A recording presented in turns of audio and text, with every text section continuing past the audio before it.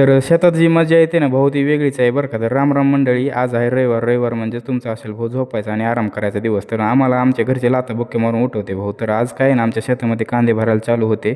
मग भाऊ मी एवढ्या मोठ्या कांद्याच्या गोण्या घेऊन जातो शेतामध्ये आणि एवढ्या 100 गोण्याचा बंडल उचलून आपल्याला पण येत होते भाऊ बाहुबलीसारखी फिलिंग. मग बाहुबलीची फिलिंग घेत आपण पण येऊन पोहोचलो ना शेतामध्ये. तर हे आहे आमचं कांद्याचं शेत. आणि तर कांदे असे पातीने झाकलेले टाकलेले राहते भाऊ. आणि फटाफट ते उघडे करून घेतले. पूर्ण शेतातले कांदे उघडे केल्याच्या नंतर आमचं लालचंदन असं दिसत होतं. तर हे बघू शकता तुम्ही, आपल्याला हे लाल चंदन पाहून आपल्याला पण येत होते भाऊ पुष्पराजसारखी फिलिंग. तर काय आहे ना आमच्या शेतातलं कुठलं पण काम करण्याच्या आधी देवाला फोडतो आम्ही नारळ.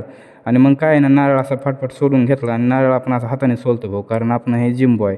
तर कसं आहे ना मग मग काय नारळ सोलून घेतल्यानंतर मी गेलो भाऊ आमच्या शेतातल्या मसोबा देवाकडे. मग काय आहे ना तिथं जाऊन असं फाटकन नारळ फोडून घेतला आणि देवाला म्हटलं की आमच्या कांद्याला चांगला भाव मिळू दे. आणि असे स्वप्न आपण रोज बघत असतो, कारण त्या स्वप्नानं खिशात टाकून मी पण नारळ खात खात शेतात आलो भाऊ. मग काय तोपर्यंत यांनी कांदे भरायला सुरुवात केली होती. आपण काय नुसते गोण्या धरून थांबत असतो भाऊ, कारण गोण्यामध्ये कांदे टाकायला तेवढंच अवघड असतं. कारण कसं आहे ना आज पण भाऊ एवढं ऊन पडलेलं होतं ना, ते पोळत कमी आणि चटकेत जास्त मारत होतं.